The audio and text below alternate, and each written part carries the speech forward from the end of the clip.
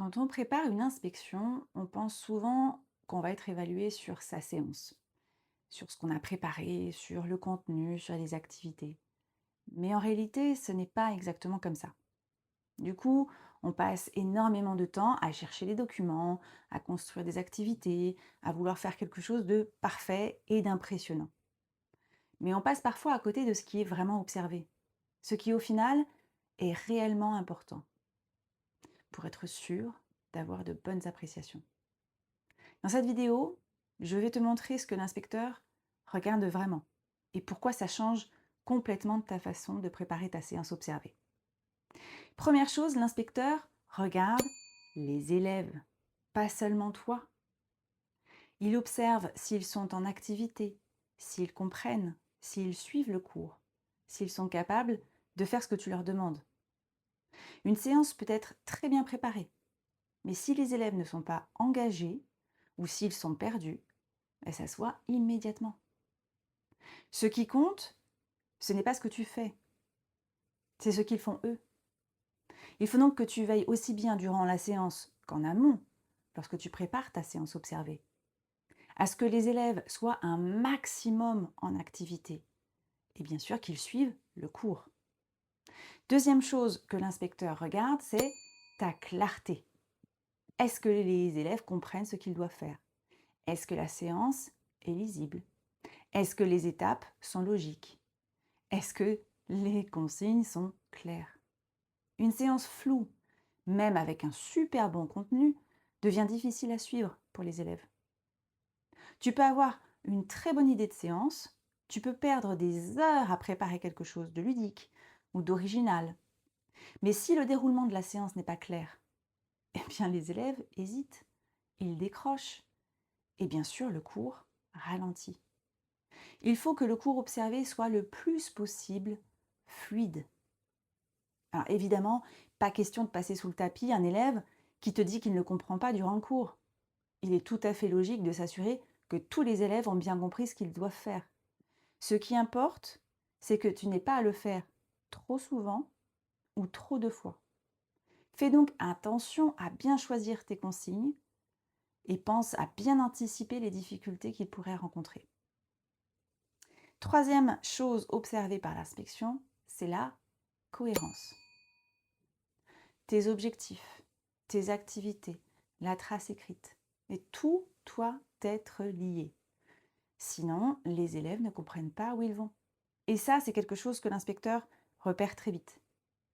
Il faut que les différentes étapes suivent une progression logique, aussi bien au niveau de la séance elle-même, mais aussi au sein de ta séquence, dans son intégralité.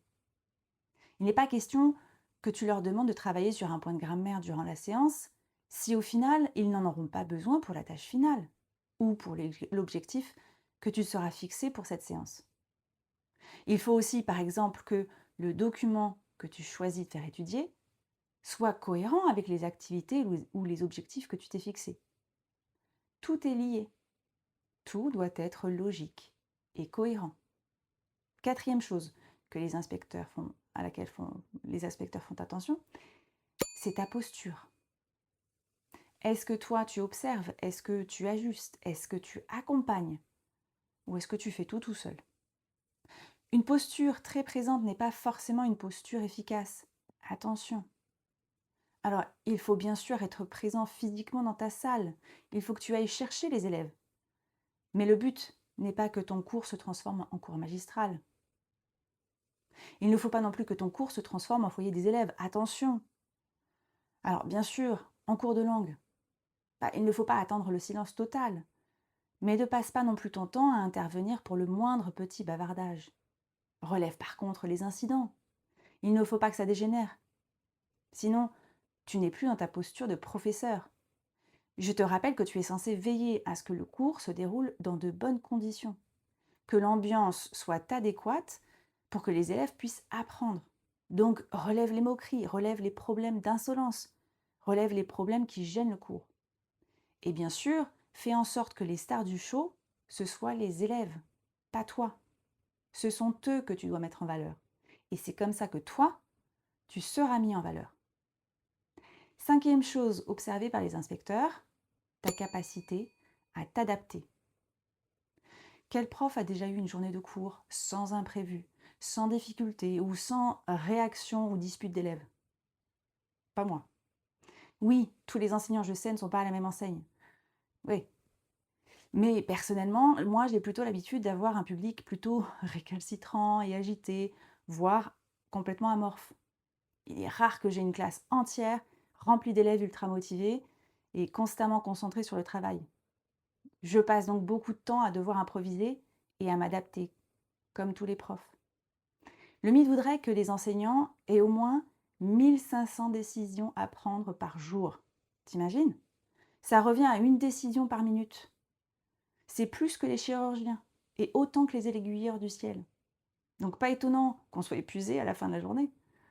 On doit constamment s'adapter à une activité qu'on avait prévue, mais que les élèves ne comprennent pas, à adapter une activité qu'on avait prévue, mais qui ne marchera pas au final parce que les élèves sortent 2 heures de contrôle que toi, tu n'avais pas anticipé, et du coup, ils sont agités ou épuisés, et ils ne sont pas dans les bonnes conditions pour faire l'activité que tu avais prévue. Ou parce qu'il n'y a plus Internet, et donc tu dois improviser une nouvelle activité, parce que quelqu'un a tiré la sonnette d'alarme et que ton cours est écourté, parce qu'un élève fait un malaise et que tu dois t'occuper de lui. Je pourrais continuer comme ça des heures, parce que tout ça, j'ai déjà dû le gérer en cours. Et ce n'est qu'un aperçu.